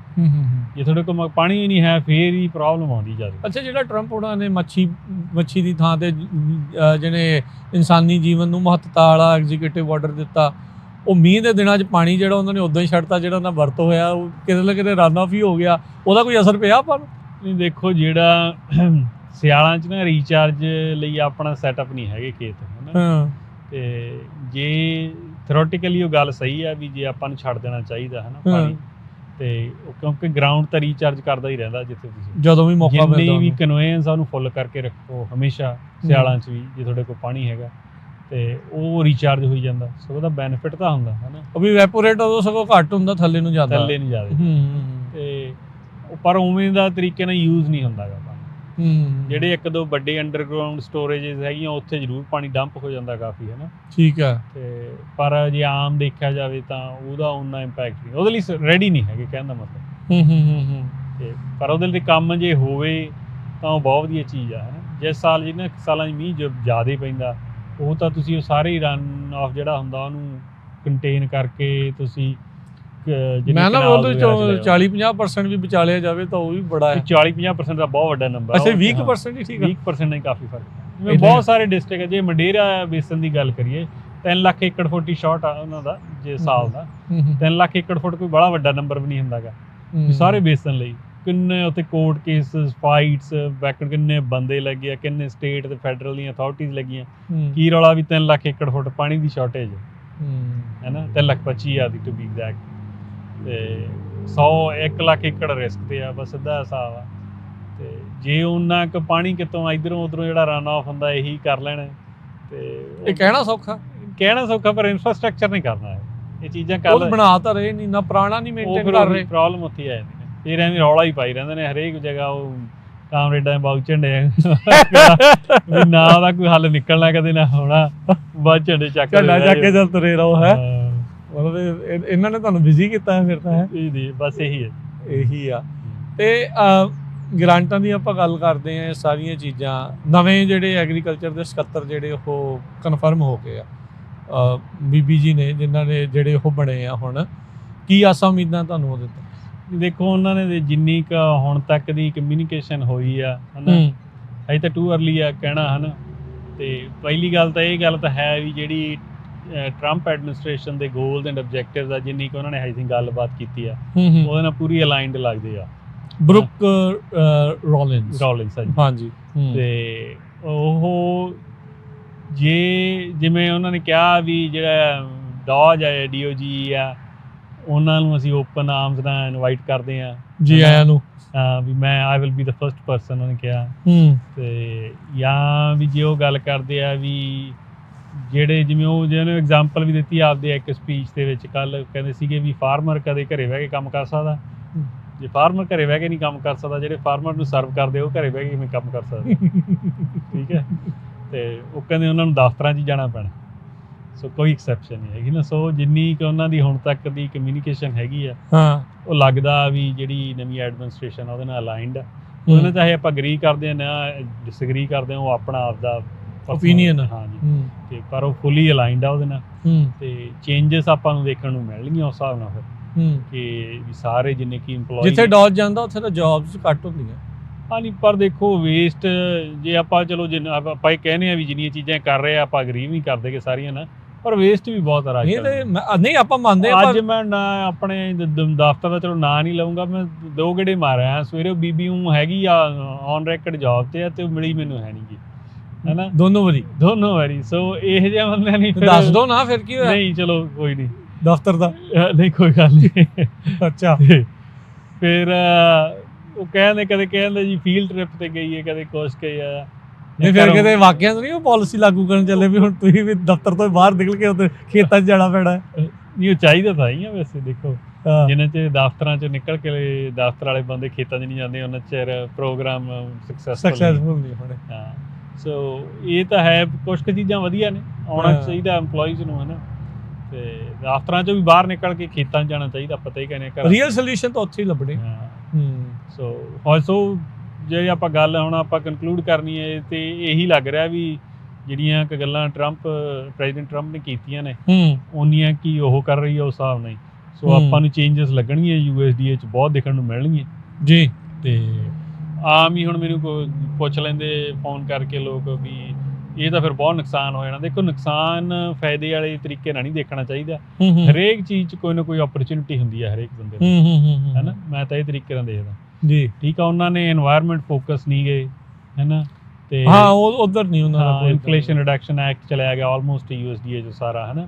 ਪਰ ਇਹਦਾ ਮਤਲਬ ਇਹ ਨਹੀਂਗਾ ਵੀ ਉਹ ਫਾਰਮਰਸ ਦੇ ਅਗੇਂਸਟ ਹੋਣਗੇ, ਕਿਉਂਕਿ ਬਹੁਤ ਵੱਡਾ ਵੋਟਰ ਬੇਸ ਆ ਉਹਨਾਂ ਦਾ। ਬਿਲਕੁਲ ਉਹੀ ਤਾਂ ਮੈਂ ਕਹਿਣ ਜਾ ਰਿਹਾ ਨਾ, ਸਭ ਤੋਂ ਵੱਡਾ ਵੋਟਰ ਬੇਸ ਆ ਸਾਰਾ ਟਰੰਪ ਦਾ। ਸਾਰਿਆਂ ਨੂੰ ਨਾਰਾਜ਼ ਕਰਕੇ ਤੇ ਜਾਣਾ ਕਿੱਥੇ।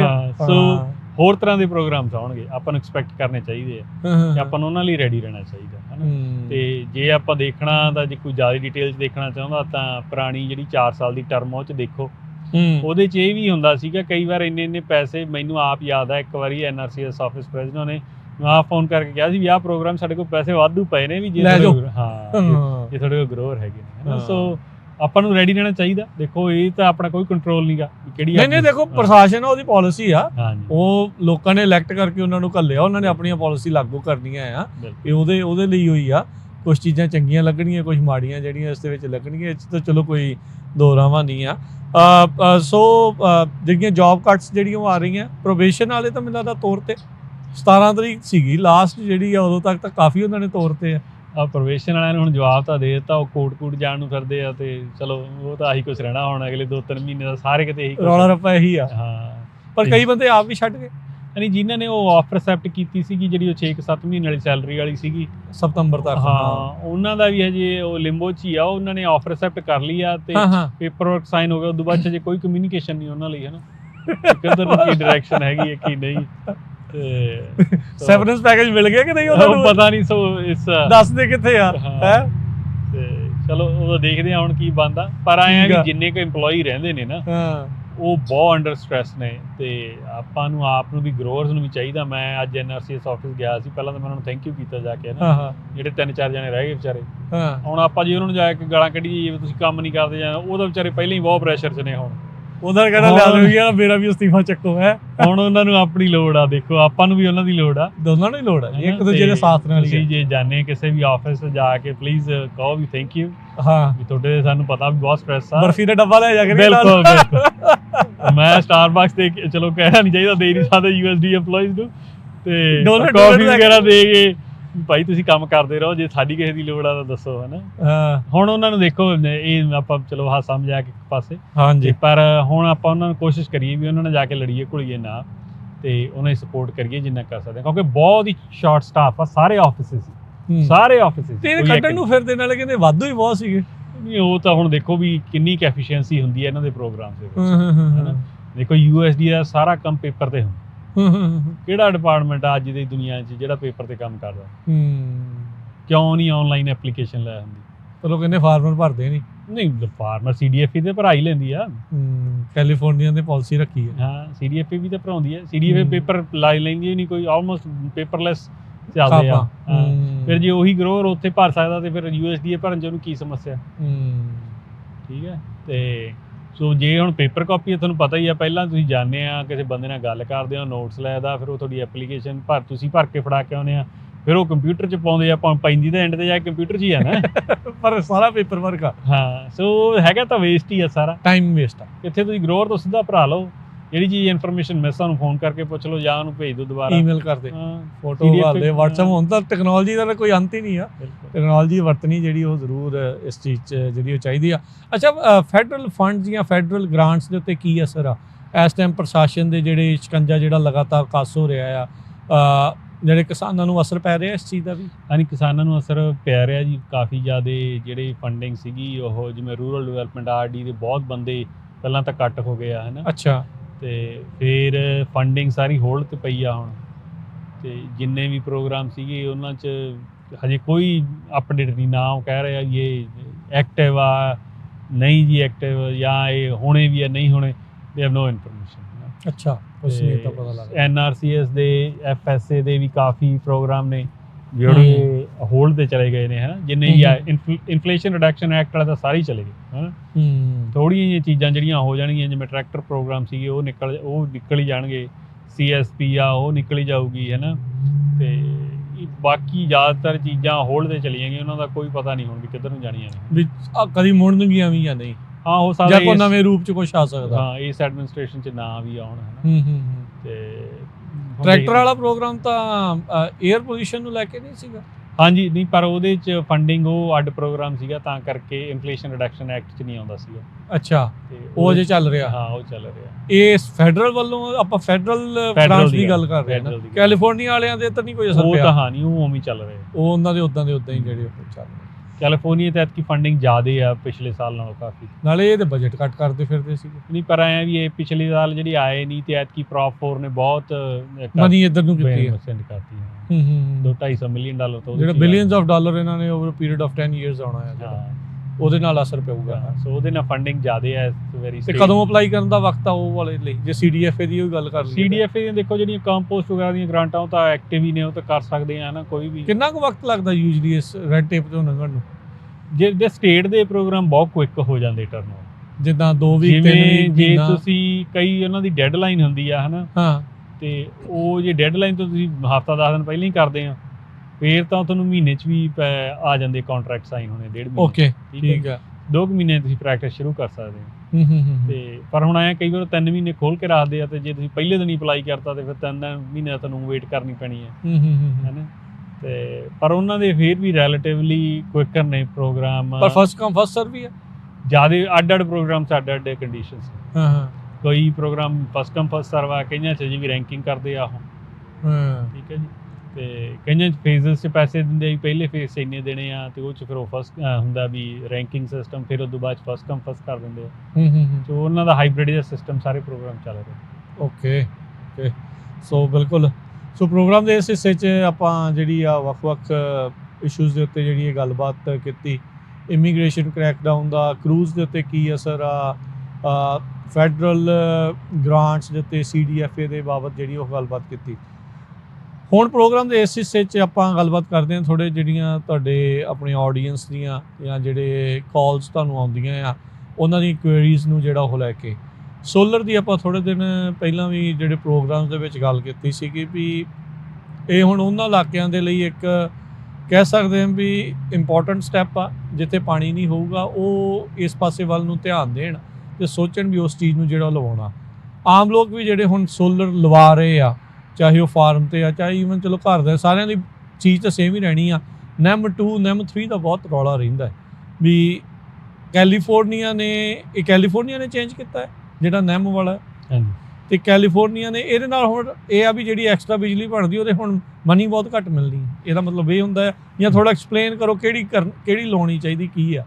ਨਹੀਂ, ਦੇਖੋ NEM 2 ਤੇ NEM 3 'ਚ ਜੇ ਆਪਾਂ ਬਾਹਲੀ ਟੈਕਨੀਕੈਲਿਟੀ 'ਚ ਨਾ ਜਾਈਏ ਤਾਂ NEM 2 'ਚ ਇਹ ਹੁੰਦਾ ਸੀ ਵੀ ਜਿਹੜੇ ਭਾਅ ਆਪਾਂ PG&E ਤੋਂ ਜਾਂ ਸਦਰਨ ਕੈਲੀਫੋਰਨੀਆ ਐਡੀਸਨ ਤੋਂ ਕੋਈ ਵੀ ਪ੍ਰੋਵਾਈਡਰ ਸੀਗਾ ਆਪਾਂ ਖਰੀਦਦੇ ਸੀ ਬਿਜਲੀ, ਉਸੇ ਭਾਈ ਆਪਾਂ ਉਹਨਾਂ ਨੂੰ ਮੋੜਦੇ ਸੀ ਜਦੋਂ ਵੱਧ ਜਾਂਦੀ ਸੀ। ਠੀਕ ਆ।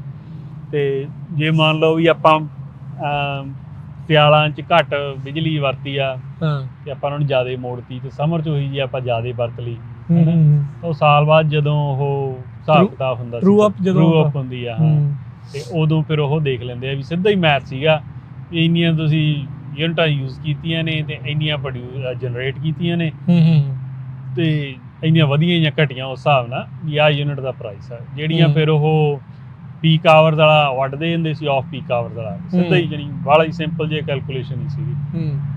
ਤੇ NEM 3 'ਚ ਇਹ ਆ ਬੇਸਿਕਲੀ ਬਈ ਜਿਹੜੀ ਤਾਂ ਆਪਾਂ ਬਿਜਲੀ ਉਹਨਾਂ ਨੂੰ ਦਿੰਦੇ ਉਹ ਤਾਂ ਫ੍ਰੀ ਮੰਨ ਕੇ ਚੱਲੋ ਵੀ ਉਹਨਾਂ ਨੂੰ ਆਪਾਂ ਫ੍ਰੀ ਦਿੰਦੇ ਆ, ਤੇ ਜਿਹੜੀ ਆਪਾਂ ਉਹਨਾਂ ਤੋਂ ਲੈਂਦੇ ਆ ਉਹ ਉਹੀ 45 ਸੈਂਟ 44 ਸੈਂਟ ਜੇ PG&E ਟੈਰੀਟਰੀ ਚ ਆਉਂਦੇ ਆ ਤਾਂ ਉਹ ਰੇਟ ਦਿੰਦੇ ਆ ਜੋ ਸੇਮ ਪ੍ਰਾਈਸ ਤੇ ਜਿੰਨੇ ਤੇ ਖਰੀਦਦੇ ਆ, ਜਾਂ ਉਹ ਵੀ ਉਹਨਾਂ ਨੇ ਹੁਣ ਇੱਕ ਪੱਕਾ ਬੰਨਤਾ ਹੈ? ਨਹੀਂ, ਉਹ ਹਰੇਕ ਸਾਲ ਵਧਾ ਆਉਂਦੇ ਆ। ਜਿਵੇਂ ਹੁਣ ਆਪਾਂ ਦੇਖਿਆ ਜਾਵੇ, ਜੇ ਕਹਿਣ ਦਾ ਮਤਲਬ ਇਹ ਆ ਵੀ ਪਿਛਲੇ ਵਾਰੀ ਨਾਲੋਂ NEM 2 ਨਾਲੋਂ ਚੇਂਜ ਇਹ ਹੋਇਆ ਵੀ ਆਪਾਂ ਨੂੰ ਜਦੋਂ ਬਿਜਲੀ ਲੈਂਦੇ ਸੀ ਉਹ ਤਾਂ ਆਪਾਂ ਉਹਨਾਂ ਨੂੰ ਜਿਹੜਾ ਯੂਨਿਟ ਦਾ ਪ੍ਰਾਈਸ ਦੇਣਾ ਹੀ ਸੀ।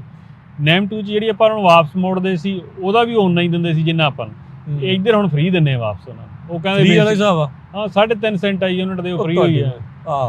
ਉਦਾਂ ਆਹੋ 45 ਨੂੰ 50 ਨੂੰ ਜਿਹੜੀ ਆ ਉੱਥੇ ਆ ਪਹੁੰਚੀ ਆ। ਉਹਦੇ 'ਚ ਉਹ ਬੇਸਿਕਲੀ ਸਟੇਟ ਦਾ ਇਹ ਕਹਿਣਾ, ਉਹ ਕਹਿੰਦੇ ਸਾਡੇ ਕੋਲ ਦਿਨੇ ਪਾਵਰ ਹੀ ਇੰਨੀ ਆ। ਜਿੰਨੇ ਵੀ ਸਟੇਟ ਦੇ ਇਨਫਰਾਸਟ੍ਰਕਚਰ ਆ ਪਾਵਰ ਜਨਰੇਸ਼ਨ ਦੇ, ਲਗਭਗ 90 to 95% ਸ਼ਟ ਡਾਊਨ ਹੋ ਜਾਂਦੇ ਆ ਡੇ ਟਾਈਮ ਹੁਣ, ਕਿਉਂਕਿ ਇੰਨੀ ਪਾਵਰ ਸੋਲਰ ਜਨਰੇਟ ਕਰ ਰਹੇ ਆ, ਲੋੜ ਨਹੀਂ ਪੈਂਦੀ ਹੈਨਾ। ਤੇ ਉਹਨਾਂ ਨੂੰ ਮਤਲਬ ਪੁੱਠੀ ਪੈਂਦੀ ਆ, ਉਹਨਾਂ ਨੂੰ ਵੱਧ ਦੇਣੇ ਪੈਣੇ ਲੋਕਾਂ ਨੂੰ। ਉਹਨਾਂ ਨੂੰ ਤਾਂ ਹੀ ਤਾਂ ਕਹਿੰਦੇ ਨੇ ਵੀ ਭਾਈ ਜੇ ਤੁਸੀਂ ਜ਼ਿਆਦਾ ਜਨਰੇਟ ਕਰਦੇ ਆ ਤਾਂ ਅਸੀਂ ਫ੍ਰੀ ਹੀ ਲਾਵਾਂਗੇ। ਫਿਰ ਕੀ ਲਵਾਉਣਾ ਹੁਣ? ਫਿਰ ਕੋਈ ਆਪਸ਼ਨ ਹੀ ਨਹੀਂ ਬਚੀ ਹੁਣ ਤਾਂ, ਫਿਰ ਇਹ ਲਵਾਉਣੀ ਹੀ ਪੈਣੀ ਹੈ। ਨਹੀਂ, ਲਵਾਉਣੀ ਤਾਂ ਦੇਖੋ ਹੀ ਪੈਣੀ, ਪਰ ਰਾਤ ਨੂੰ ਓਵਰਆਲ ਹਜੇ ਵੀ ਘਰ ਡੈਫਿਸਿਟ ਚ ਆ ਨਾ ਸੀ। ਚਲੋ ਉਹ ਤੇ ਹੈ। ਫਿਰ ਬੈਟਰੀ ਲਵਾਈ ਜਾਵੇ। ਬੈਟਰੀ ਦਾ ਇੱਕ ਆਪਸ਼ਨ ਹੈਗੀ ਆ ਵੀ ਤੁਸੀਂ ਬੈਟਰੀ ਲਵਾਓ, ਹਨਾ। ਦੂਜੀ ਆਪਸ਼ਨ ਇਹ ਆ ਵੀ ਤੁਸੀਂ ਜਿਵੇਂ ਹੁਣ ਆਪਾਂ ਖੇਤਾਂ ਵਾਲੇ ਦੀ ਗੱਲ ਕਰ ਲਈਏ, ਜੇ ਘਰਾਂ ਵਾਲੇ ਵੀ ਆਪਾਂ ਕਰ ਸਕਦੇ ਹਾਂ, ਘਰ 'ਚ ਤਾਂ ਬੈਟਰੀ ਲੱਗ ਜੇ ਪ੍ਰੀਟੀ ਮਚ ਸੋਲਵ ਹੋ ਜਾਂਦਾ ਕੇਸ, ਮਸਲਾ ਹੱਲ ਆ। ਹਾਂ, ਕਿਉਂਕਿ ਉਹ ਤੁਸੀਂ ਤਾਂ ਆਫ ਦਾ ਗ੍ਰਿਡ ਵੀ ਜਾ ਸਕਦੇ ਹੋ। ਹਾਂ, ਯੂਜ਼ੇਜ ਘੱਟ ਹੁੰਦੀ ਆ।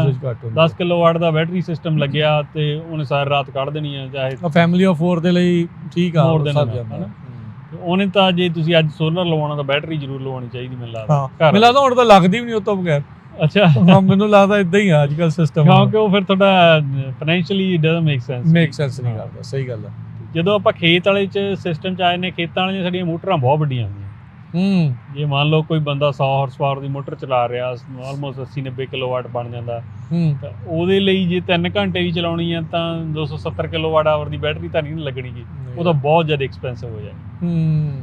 ਠੀਕ ਹੈ ਨਾ। ਉਹਦੇ ਬਸ ਇਹ ਆ ਵੀ ਉਸ ਟਾਈਮ ਤੇ ਵਰਤ ਹੋ ਸਕਦਾ ਹੈ। ਹਾਂ, ਫਿਰ ਉਹ ਆ ਜਾਂਦਾ ਤੁਹਾਡੇ ਤੇ ਸਕੇਜੂਲ ਤੇ ਵੀ ਤੁਸੀਂ ਕਿਵੇਂ ਸਕੇਜੂਲ ਕਰਦੇ ਹੈ ਨਾ।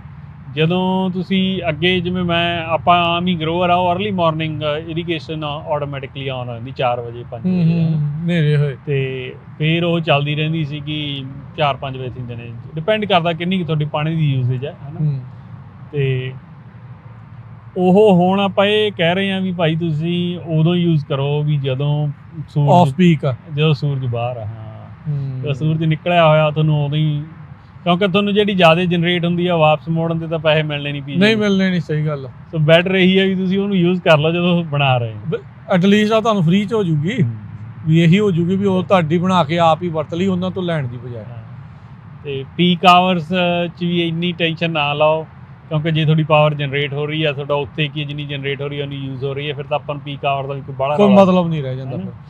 ਤੇ ਪਰ ਫਿਰ ਇਵੈਪੋਰੇਸ਼ਨ, ਪਾਣੀ ਦੀ ਜਿਹੜਾ ਵਾਸ਼ ਵੀ ਕਰਨਾ, ਇਹ ਸਾਰੀਆਂ ਚੀਜ਼ਾਂ ਇਹ ਵੇਸਟੇਜ ਵੀ ਨਾਲ ਹੀ ਹਾਂ। ਨਹੀਂ, ਪਰ ਡ੍ਰਿਪ ਚ ਪਾਣੀ ਦੀ ਟੀ ਤੇ ਬਾਲੀ ਕੋਈ ਇਸ਼ੂ ਨਹੀਂ ਹੈ। ਨਹੀਂ ਹੈਗਾ, ਨਹੀਂ ਇਸ਼ੂ ਨਹੀਂ ਹੁੰਦਾ। ਹਾਂ, ਸਪ੍ਰਿੰਕਲਰ ਚਲੋ ਫਿਰ ਵੀ ਥੋੜਾ ਆ ਜਾਂਦਾ, ਪਰ ਜੇ ਡ੍ਰਿਪ ਵੀ ਤੁਸੀਂ ਸਬਮਰਜ ਕਰ ਦਿੰਦੇ ਹੋ ਫਿਰ ਤਾਂ ਪਾਣੀ ਉੱਪਰ ਹੀ ਨਹੀਂ ਆਉਂਦਾ ਕਦੇ, ਥੱਲੇ। ਹਾਂ, ਸੋ ਉਹ ਸਾਰੀਆਂ ਚੀਜ਼ਾਂ ਤੁਹਾਡਾ ਕਿਹੋ ਜਿਹਾ ਇਨਫਰਾਸਟ੍ਰਕਚਰ ਬਣਿਆ, ਤੁਹਾਡੀ ਕਿਹੋ ਜਿਹੀ ਖੇਤੀ, ਉਹ ਤੇ ਬਹੁਤ ਚੀਜ਼ਾਂ ਹੈ ਤਾਂ ਵੇਰੀਏਬਲ ਹੁੰਦੇ ਆ, ਮਤਲਬ ਇੰਨੀ ਸਿੱਧੀ ਸਟੇਟਮੈਂਟ ਨਹੀਂ ਇਹ ਆਪਾਂ ਜਿਵੇਂ ਕਹਿ ਦਿੰਦੇ ਆ। ਸਹੀ ਗੱਲ ਆ। ਪਰ ਆਇਆ ਵੀ ਇਹ ਯਾਨੀ ਕਿ ਥੋੜੀਆਂ ਚੀਜ਼ਾਂ ਜਿਹੜੀਆਂ ਦੇਖਣ ਵਾਲੀਆਂ ਹੁੰਦੀਆਂ ਆਪਾਂ ਦੇਖ ਸਕਦੇ।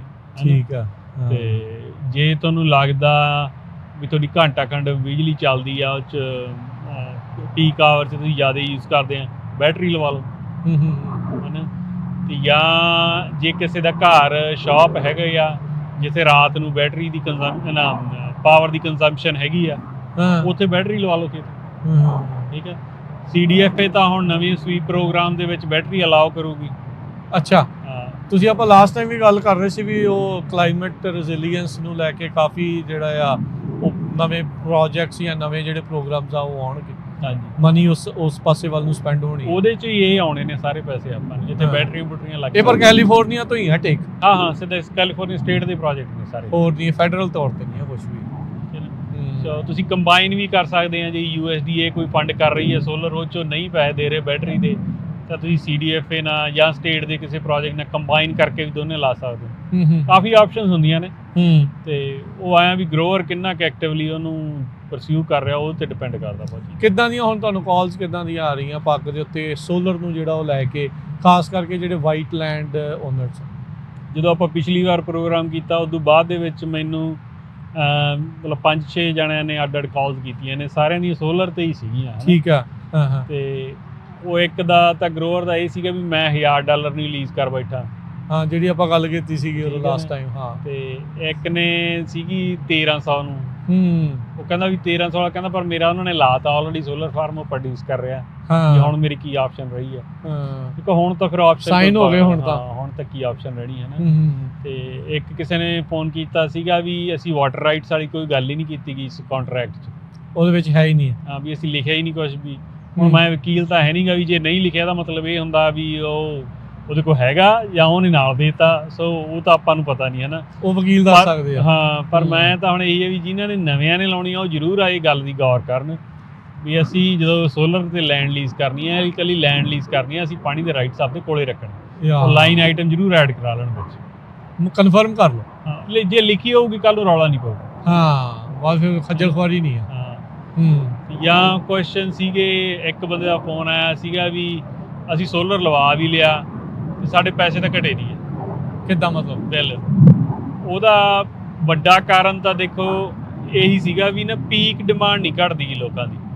ਹਾਂ। ਪੀਕ ਡਿਮਾਂਡ ਕੀ ਹੁੰਦੀ ਆ? ਹੁਣ ਆਪਾਂ ਫੇਰ ਉਹ ਬਾਹਲੀ ਟੈਕਨੀਕੈਲਿਟੀ ਚਲੇ ਜਾਣਾ ਬਈ ਮੰਨ ਲਓ ਵੀ ਮਹੀਨੇ ਦੇ ਵਿੱਚ ਕਿਸੇ ਵੀ ਟਾਈਮ ਜੋ ਤੁਹਾਡੀ ਮੈਕਸਿਮਮ ਲੋਡ ਸੀਗਾ ਤੁਹਾਡਾ, ਜੇ ਉਹਨੇ 15 ਕਿਲੋਵਾਟ ਆਵਰ ਫੁੱਲ ਕੀਤਾ ਉਦੋਂ, ਹਨਾ 15 ਕਿਲੋਵਾਟ ਕੀਤਾ ਤਾਂ ਤੁਹਾਡੀ ਪੀਕ ਡਿਮਾਂਡ 15 ਕਿਲੋਵਾਟ ਬਣ। ਠੀਕ ਹੈ ਜੀ। PG&E ਨੇ ਹੁਣ ਉਹਨਾਂ ਦੇ ਕੈਲਕੂਲੇਟਰ ਨੇ ਆਟੋਮੈਟਿਕਲੀ ਕੈਲਕੂਲੇਟ ਕਰ ਲੈਣਾ ਵੀ ਇਹਨੂੰ ਇਸ ਬੰਦੇ ਨੂੰ ਕਿਸੇ ਵੀ ਟਾਈਮ 15 ਕਿਲੋਵਾਟ ਪਾਵਰ ਦੀ ਲੋਡ ਪੈ ਸਕਦੀ ਹੈ। ਠੀਕ ਆ, ਉਹਨਾਂ ਨੇ ਉਹ ਪਾਵਰ ਤੁਹਾਡੇ ਲਈ ਅਵੇਲੇਬਲ ਰੱਖਣੀ ਤੇ ਉਹ ਅਵੇਲੇਬਿਲਿਟੀ ਦੇ ਪੈਸੇ। ਅੱਛਾ, ਠੀਕ ਆ, ਉਹਨੂੰ ਕਹਿੰਦੇ ਡਿਮਾਂਡ ਚਾਰजेस। ਇੰਨੇ ਹੀ ਇਹ ਫਿਰ ਪਿਛਲੇ ਸਾਲ ਦੇ ਵਿੱਚ ਚੈੱਕ ਕਰਦੇ ਆ? ਇਹ ਮਹੀਨੇ ਹੁੰਦੇ ਆ, ਹਰ ਮਹੀਨੇ ਚੇਂਜ ਹੁੰਦੀ ਹੈ। ਹਾਂ। ਤੇ ਫਿਰ ਹੁਣ ਜਿਹੜੇ ਬੰਦੇ ਜਿੰਨਾ ਤੁਹਾਨੂੰ ਕਹਿੰਦੇ ਵੀ ਕਾਲ ਕੀਤੀ ਉਹ ਜੇ ਚੇਂਜ ਨਹੀਂ ਹੋ ਰਿਹਾ, ਉਹ ਆਪਣੀ ਪੀਕ ਉਸ ਨੂੰ ਕਿੱਦਾਂ ਘਟਾ ਸਕਦੇ ਆ? ਦੇਖੋ ਜੇ ਉਹ ਗੱਲ ਫਿਰ ਉੱਥੇ ਆ ਜਾਂਦੀ ਹੈ, ਜੇ ਤੁਹਾਡੇ ਕੋਲ ਸੋਲਰ ਲੱਗਿਆ, ਹਾਂ ਠੀਕ ਹੈ ਜੀ, ਫਿਰ ਤਾਂ ਤੁਸੀਂ ਆਪਦੀ ਤੁਹਾਡੀ ਪੀਕ ਡਿਮਾਂਡ ਘੱਟ ਹੋਣੀ ਚਾਹੀਦੀ ਆ ਕਿਉਂਕਿ ਸੋਲਰ ਨੇ ਜਨਰੇਟ ਕਰਨਾ। ਤੁਹਾਡੀ ਕੁਝ ਗੜਬੜ ਹੋ ਰਹੀ ਉਹਨਾਂ ਦੀ? ਨਹੀਂ, ਗੱਲ ਹੁੰਦਾ ਪਤਾ ਕੀ ਰਾਜ ਕਰਨੀ, ਜਦੋਂ ਸੋਲਰ ਬੰਦ ਹੁੰਦਾ ਨਾ ਲੋਕ ਉਦੋਂ ਮੋਟਰ ਚਲਾ ਦਿੰਦੇ।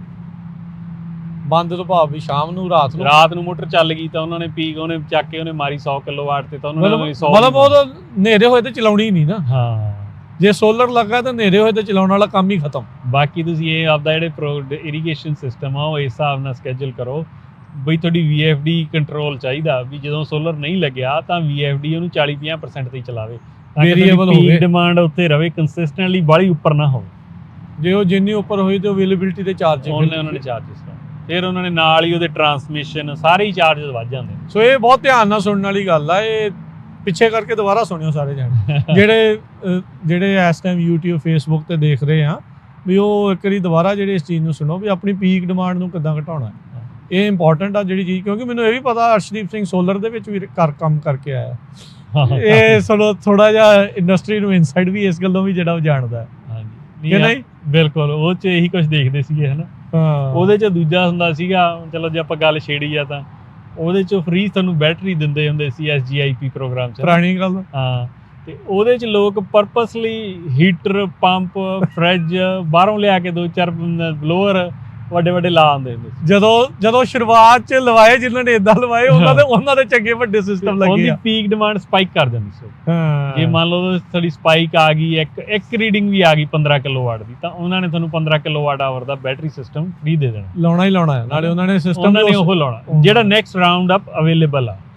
ਠੀਕ ਹੈ ਜੀ, ਜੇ 15.3 ਆ ਤਾਂ ਜੇ ਅਗਲੀ 20 ਆ ਤਾਂ ਉਹਨਾਂ ਨੇ ਤੁਹਾਨੂੰ 20 ਕਿਲੋਵਾਟ ਦੀ ਬੈਟਰੀ ਲਾ ਦੇਣੀ। ਅੱਛਾ, ਠੀਕ ਹੈ ਜੀ। ਹੁਣ ਤਾਂ ਸੁੱਕਾ ਨਹੀਂ ਜਾ ਹੁੰਦਾ, ਕੀ ਰੱਖਦੇ ਆ ਬਸ ਇਹ ਵੀ ਸਿਸਟਮ ਹੈ ਨਾ। ਸੋ ਸਿਸਟਮ ਨੂੰ ਪਲੇ ਕਰਨ ਦਾ ਤਰੀਕਾ ਉਦੋਂ ਦੂਜੇ ਪਾਸਿਓਂ ਕਰਦੇ ਸੀ, ਹੁਣ ਆਪਾਂ ਦੂਜੇ ਪਾਸਿਓਂ। ਸੋ ਸਿਸਟਮ ਚੇਂਜ ਹੋ ਜਾਂਦੇ ਆ।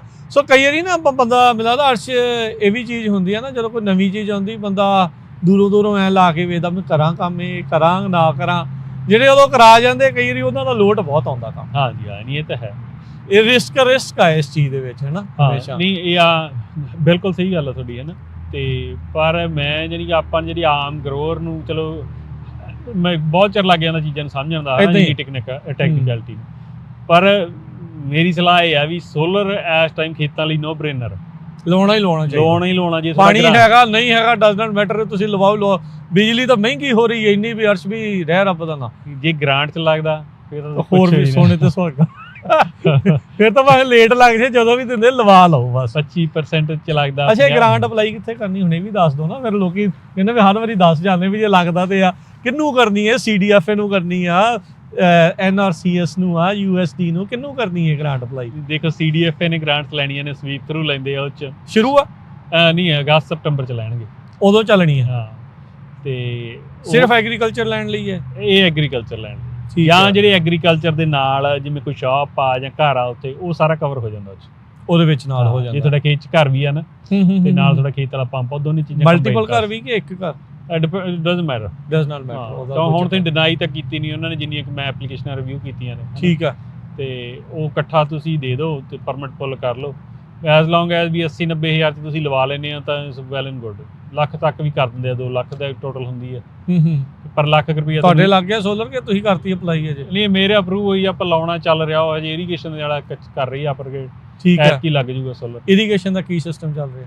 ਇਰੀਗੇਸ਼ਨ ਆਪਣਾ ਸਿਸਟਮ ਪੁਰਾਣਾ ਸੀ ਜੀ ਬਹੁਤ। ਅੱਛਾ, ਜਿਹੜੀ ਇਹ ਸਵੀਪ ਦੀ ਗ੍ਰਾਂਟ ਹੁੰਦੀ ਹੈ irrigation plus basically water saving ਤੇ ਹੁੰਦੀ ਦਾ ਕਾਰਨ। ਇਹ ਹੁਣ ਅੰਡਰਗਰਾਉਂਡ ਕਰਨੇ ਆ? ਇਹ ਅੰਡਰਗਰਾਉਂਡ ਵੀ ਅਬਵ ਗਰਾਊਂਡ ਵੀ ਸਾਰਾ ਹੀ ਅਪਗ੍ਰੇਡ ਹੋਊਗਾ। ਅੱਛਾ, ਕਿੰਨਾ ਕੁ ਵਕਤ ਲੱਗ ਜਾਣਾ?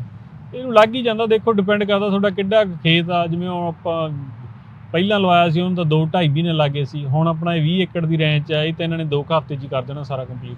ਤੇ ਇਹ ਜਿਹੜਾ ਆ ਪਹਿਲੋਂ ਕੋਰਟ ਲੈ ਕੇ ਇਹਨਾਂ ਤੋਂ ਅਪਰੂਵ ਕਰਾ ਕੇ ਫਿਰ ਕਰਾਉਣਾ ਹੁੰਦਾ ਆ? ਇਹ NRCS ਵਾਲਾ ਆ ਜਾਂ ਨਹੀਂ, ਇਹ ਸਟੇਟ ਦਾ CDFA ਦਾ। ਤੇ ਇਹ ਕੀ ਰੀਇੰਬਰਸਮੈਂਟ ਜਿਹੜਾ ਟਾਈਪ ਆ, ਜਾਂ ਇਹ ਪਹਿਲੋਂ ਅਪਰੂਵ ਕਰਨਗੇ ਫਿਰ ਲੱਗਣਾ ਹੈ? ਨਹੀਂ, ਪਹਿਲਾਂ ਉਹ ਅਪਰੂਵ ਕਰਨਗੇ, ਫਿਰ ਲਵਾਉਣਾ। ਤੁਸੀਂ ਪ੍ਰੋਜੈਕਟ ਦਾ ਸਾਰਾ ਜਮ੍ਹਾਂ ਕਰਾਉਣਾ, ਡਿਜ਼ਾਈਨ ਡਿਸਕ੍ਰਿਪਸ਼ਨ ਵੀ ਕੀ ਕਰਨਾ, ਜਦੋਂ ਅਪਰੂਵ ਹੋ ਗਿਆ ਫਿਰ ਉਹਨਾਂ ਨੇ ਕਹਿਣਾ ਵੀ ਹੁਣ ਤੁਸੀਂ ਕੰਮ ਸ਼ੁਰੂ ਕਰ ਲਓ। ਕਿੰਨਾ ਕੁ ਖਰਚਾ ਆਉਂਦਾ ਇਹ ਚੀਜ਼ ਨੂੰ ਕਰਨ ਦੇ ਲਈ, ਕਿਉਂਕਿ ਅਪਰੂਵ ਕਰਨ ਤੋਂ ਬਾਅਦ ਹੀ ਡਾਲਰ ਮਿਲਦੇ ਆ? ਹਾਂਜੀ, ਨਹੀਂ ਉਹ ਤਾਂ ਫਿਰ ਤੁਹਾਡੇ ਸਿਸਟਮ ਤੇ ਡਿਪੈਂਡ ਕਰਦਾ।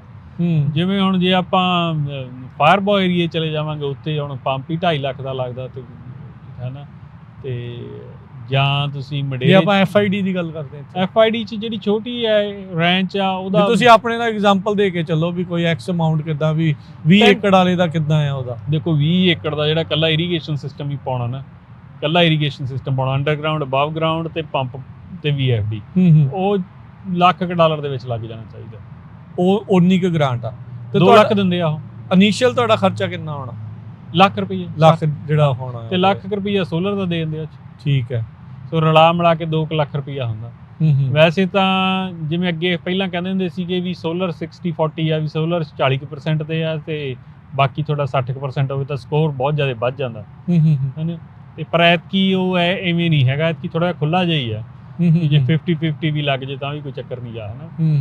ਤੇ ਜਿੰਨੀ ਕੁ ਮੇਰੀ ਹੁਣ ਤੱਕ ਦੀ ਫੀਡਬੈਕ ਆ ਤੇ ਉਹ ਸੈੱਟ ਨੰਬਰ ਨਹੀਂ ਹੈਗਾ। ਪਰ ਐਂ ਨਹੀਂਗਾ ਵੀ ਜਿਵੇਂ ਪਹਿਲਾਂ ਜਦੋਂ 2019 'ਚ ਮੈਨੂੰ ਲੱਗਦਾ ਕਿ 18 'ਚ ਆਇਆ ਸੀ, ਉਦੋਂ ਲੋਕਾਂ ਨੇ 2-2 ਲੱਖ ਦਾ ਸੋਲਰ ਹੀ ਲਵਾ ਲਿਆ ਸਾਰਿਆਂ ਨੇ। ਉਹ ਚੀਜ਼ਾਂ ਨੂੰ ਕੰਪਨਸੇਟ ਕਰਨ ਲਈ ਵੀ ਇਕੱਲਾ ਸੋਲਰ ਲਈ ਨਹੀਂ ਪੈਸੇ ਦੇਣਗੇ, ਵੀ ਦੋਨੇ ਕੰਮ ਇਕੱਠੇ ਹੋਣੇ ਚਾਹੀਦੇ, ਨਾਲ ਇਰੀਗੇਸ਼ਨ ਸਿਸਟਮ ਵੀ ਅਪਗ੍ਰੇਡ ਹੋਣ, ਹੈ ਨਾ।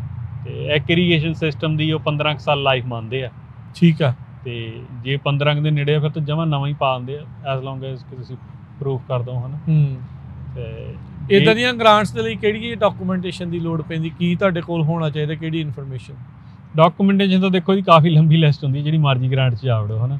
ਪਰ ਇਹ ਐਂ ਵੀ ਗਰੋਰ ਕੋ ਹੁੰਦੀ ਹੋਈ ਆ ਸਾਰੀ, ਜਿਵੇਂ ਤੁਹਾਡਾ APN ਨੰਬਰ ਆ, ਕਿਹੜੀ ਕ੍ਰੌਪ ਆ, ਕਿੰਨੀ ਪੁਰਾਣੀ ਆ, ਕਿੰਨਾ ਤੁਸੀਂ ਪਾਣੀ ਲਾਉਨੇ ਆ, ਕਿੱਥੋਂ ਆਉਂਦਾ, ਕਿੰਨੇ ਬਿਜਲੀ ਦੇ ਬਿੱਲ ਦੋ 12, ਉਹ ਸਾਰੀਆਂ ਚੀਜ਼ਾਂ ਫਿਰ ਉਹ ਸਟੈਂਡਰਡ ਚੀਜ਼ਾਂ ਹੀ ਹੁੰਦੀਆਂ ਨੇ, ਗਰੋਰਸ ਕੋ ਹੁੰਦੀਆਂ ਹੀ, ਪਰ ਹੋ ਕਾਫੀ ਕੁਝ ਜਾਂਦਾ ਇਕੱਠਾ। ਠੀਕ ਹੈ, ਇਹਦੇ 'ਚ ਇੱਕ ਤਾਂ ਇਹ ਆ, ਹੈ ਨਾ। ਤੇ ਜਾਂ ਤੁਸੀਂ ਕੰਪੋਸਟ ਵਗੈਰਾ ਦੀ ਵੀ ਹੁਣ ਗ੍ਰਾਂਟਸ ਓਪਨ ਨੇ ਕਈ ਜਗ੍ਹਾ, ਉੱਥੇ ਤੁਸੀਂ ਟਰਾਈ ਕਰਨੀ ਚਾਹੀਦੀ ਸਾਰਿਆਂ ਨੂੰ, ਤੇ ਲਵਾ ਲੈਣਾ ਚਾਹੀਦੀ ਹੈ ਜਿੰਨੇ ਇੱਕ ਆਪਦੇ ਨਾਲ ਇਨਫਰਾਸਟਰਕਚਰ ਤੇ ਕੰਮ ਕਰਨਾ ਚਾਹੀਦਾ। ਗੱਲ ਇੱਥੇ ਮੁੱਕਦੀ ਹੈ ਵੀ ਜਿੱਦਾਂ ਆਪਾਂ ਕਹਿੰਦੇ ਵੀ ਉਹ ਵੀ ਕਰਨ ਆਪਣੇ ਇਨਫਰਾਸਟਰਕਚਰ ਤੇ ਸਰਕਾਰਾਂ ਵੀ ਕਰਨ, ਉਨੀ ਦੇਰ ਤੱਕ ਆਪਾਂ ਆਪਣਾ ਤਾਂ ਕਰੀਏ ਸੈੱਟ। ਹਾਂ, ਨਹੀਂ ਉਹਨਾਂ ਤੋਂ ਪੈਸੇ ਲੈ ਕੇ ਕਰੋ ਨਾ, ਕਹਿਣ ਦਾ ਮਤਲਬ ਤਾਂ ਇਹ ਆ, ਦਿੰਦੇ ਨੇ। ਹਾਂ, ਤੁਸੀਂ ਬਰਾਇਆ ਵੀ ਰਾਜਕਨ ਜੀ, ਆਪਾਂ ਕਿੰਨੀ ਵਾਰ ਇੱਥੋਂ ਕਹਿੰਦੇ ਆ ਤੇ ਕਿੰਨੇ ਗਰੋਅਰ ਕਾਲ ਕਰਕੇ ਕਹਿੰਦੇ ਆ ਸਾਨੂੰ ਵੀ ਕਰਾ ਦਿਓ ਸਾਡੀ, ਹੈ ਨਾ। ਫੋਨ ਕਰਕੇ ਮੈਨੂੰ ਫੇਰ ਕਹਿਣਾ ਪੈਂਦਾ ਯਾਰ ਵੀ ਇਹ ਗ੍ਰਾਂਟ ਆਈ ਆ, ਤੂੰ ਅਪਲਾਈ ਕਰ ਦੇ। ਹਾਂ ਸੋ ਇਹ ਫਿਰ ਇਹ ਹੁਣ ਆਪਾਂ ਨੂੰ ਵੀ ਥੋੜਾ ਜਿਹਾ ਤਾਂ ਚਾਹੀਦਾ ਹੈ ਨਾ, ਜਾਂ ਕਿ ਹੂੰ। ਬੰਦੇ ਕਹਿੰਦੇ ਯਾਰ ਪਤਾ ਨਹੀਂ ਲੱਗਿਆ, ਆਪਾਂ ਗਰੁੱਪ 'ਚ ਵੀ ਪਾਉਨੇ ਆ, ਆਪਾਂ ਰੇਡੀਓ ਤੇ ਵੀ ਬੋਲਦੇ ਆ। ਹੁਣ ਹੂੰ। 450 ਮੈਂਬਰ ਨੂੰ ਅਸੀਂ ਫੋਨ ਕਰਕੇ ਕਹਿਣਾ ਇਕੱਲੇ ਸਾਡੇ ਲਈ ਨੂੰ ਬਹੁਤ ਤਾਂ- ਔਖਾ ਹੋ ਜਾਣਾ। ਹਾਂ ਨਹੀਂ ਚਲੋ ਗਰੁੱਪ ਦੇ ਵਿੱਚ ਆ। ਹਾਂ। ਤੁਹਾਨੂੰ ਇੱਕ ਸੈਮੀਨਾਰ ਜਾਂ ਵਰਕਸ਼ਾਪ ਤੁਹਾਡੀ ਆ ਰਹੀ ਹੈ ਕੋਈ ਇਦਾਂ ਦੀ ਚੀਜ਼ ਦੇ ਲਈ? ਆਪਾਂ ਪਿਛਲੇ ਸਾਲ ਵੀ ਕਰਾਈ, ਯਾਦ ਹੋਊਗਾ ਆਪਾਂ ਇੱਥੇ ਹੀ ਕਰਾਈ ਸੀ ਗ੍ਰਾਂਟ ਵਾਲੀ ਹੈ ਨਾ, ਤੇ ਇਸ ਵਾਰ ਵੀ ਆਪਾਂ ਮਈ 'ਚ ਟਾਰਗੇਟ ਹੈਗਾ, ਠੀਕ ਉਦੋਂ ਆ ਆਪਾਂ ਇਹ ਚੀਜ਼ਾਂ ਫਿਰ ਕਵਰ ਵੀ ਜਦੋਂ ਅਗਸਤ ਦੀਆਂ ਆਉਣੀਆਂ ਆ ਸਵੀਪ ਤੋਂ ਪਹਿਲਾਂ ਪਹਿਲਾਂ ਰੈਡੀ ਰਹੋ। ਤਾਂ ਇਹ ਉਦੋਂ ਪਹਿਲਾਂ ਹੀ ਕਰਾਂਗੇ ਤਾਂ ਕਿ ਸਾਰੇ ਲੋਕ ਰੈਡੀ ਰਹਿਣ ਕਿਸੇ ਵੀ ਗ੍ਰਾਂਟ ਲਈ। ਜਾਂ ਸਟੇਟ ਦੀਆਂ ਬਹੁਤ ਹੋ ਹੁੰਦੀਆਂ, ਹੈਲਥੀ ਸੋਇਲ ਸਵੀਪ, ਜਿਹੜੀਆਂ ਡਰਾਟ ਰਿਲੀਫ ਵਗੈਰਾ ਦੀ ਵੀ ਫੰਡਿੰਗ ਆ ਜਾਂਦੀ ਆ, ਤੇ ਪੈਸੇ ਬਹੁਤ ਆਈ ਜਾਂਦੇ ਨੇ। ਅਵੇਲੇਬਲ ਆ, ਆਪਣਾ ਹੀ ਟੈਕਸ ਪੇਅਰ ਮਨੀ ਹੈ, ਹਾਂਜੀ। ਬਥੇਰਾ ਦਿੱਤਾ ਹੈ ਟੈਕਸ, ਤੇ ਜੇ ਉਹ ਯੂਜ਼ ਕਰਦੇ ਹੈਲਪ ਹੁੰਦੀ ਆ ਤਾਂ ਜਿਹੜੀ ਉਹ ਵਰਤਣੀ ਜਿਹੜੀ ਉਹ ਜ਼ਰੂਰ ਚਾਹੀਦੀ ਆ। ਸੋ ਅਰਸ਼ਦੀਪ ਸਿੰਘ, ਸਮਾਂ ਸਮਾਪਤ ਹੈ, ਧੰਨਵਾਦ, ਮਿਹਰਬਾਨੀ, ਮਿਲਦੇ ਹਾਂ ਅਗਲੀ ਵਾਰੀ। ਜੇ ਜਾਂਦੇ ਜਾਂਦੇ ਕੁਝ ਕਹਿਣਾ ਤਾਂ ਦੱਸ ਦਿਓ। ਹਾਂਜੀ ਨਹੀਂ, ਇੱਕ ਲਾਸਟ ਚੀਜ਼, ਚਲ ਆਪਾਂ ਇੱਕ ਟੌਪਿਕ ਰਹਿ ਗਿਆ, ਆਪਾਂ ਫੇਰ ਕਰਾਂਗੇ। ਦੂਜੀ ਜਿਹੜੀ ਕਾਲਸ ਅੱਜ ਕੱਲ੍ਹ ਬਹੁਤ ਆ ਰਹੀਆਂ ਨੇ, ਉਹ ਆ ਰਹੀਆਂ ਨੇ ਵਾਈਟ ਲੈਂਡ ਬਾਏ ਕਰਨ ਤੇ, ਅੱਛਾ, ਹੈ ਨਾ, ਤੇ ਉਹ ਥੋੜਾ ਲੰਬਾ ਚੌੜਾ ਇਹ ਟੌਪਿਕ ਕਾਰਬਨ ਕ੍ਰੈਡਿਟ ਤੇ ਵਾਟਰ ਬੈਂਕਿੰਗ ਸਾਰੇ ਕਾਸੇ ਲਈ ਵੀ ਕਿਉਂਕਿ ਆਪਾਂ ਕਈ ਵਾਰ ਕਹਿੰਦੇ ਆ ਨਾ ਪ੍ਰੋਗਰਾਮ ਦੇ ਵੀ ਵਿੱਚ ਸੋਲਰ ਲਾ ਲਓ ਉੱਥੇ, ਵੀ ਤੁਸੀਂ ਵਾਈਟ ਲੈਂਡ ਜੇ ਖਰੀਦਣੀ ਖਰੀਦ ਸਕਦੇ ਆ, ਪਰ ਸਹੀ ਪ੍ਰਾਈਸ ਹੋਵੇ ਉਹਦਾ। ਵੀ ਉਹਨੂੰ 25,000 ਨੂੰ ਏਕੜ ਨਾ ਖਰੀਦੋ, 10,000 ਨੂੰ ਖਰੀਦੋ, ਹੈ ਨਾ, ਤੇ ਵੀ ਉਹਦੇ ਲਈ ਆਪਸ਼ਨਸ ਹੈਗੀਆਂ ਨੇ। ਤੇ ਬੰਦੇ ਫਿਰ ਹੁਣ ਮੈਨੂੰ ਕਾਫੀ ਜ਼ਿਆਦਾ ਕਾਲਸ ਇਸ ਟੌਪਿਕ ਤੇ ਵੀ ਆਉਂਦੀਆਂ ਨੇ ਵੀ ਕੀ ਆਪਸ਼ਨਸ ਨੇ, ਕਿਵੇਂ ਕਰ ਸਕਦੇ ਆ ਨੈਕਸਟ ਟਾਈਮ ਆਪਾਂ ਕਰਦੇ ਹਾਂ। ਆਪਾਂ ਉਹ ਤੇ ਫਿਰ ਅਗਲੀ ਵਾਰ ਗੱਲ ਕਰਾਂਗੇ।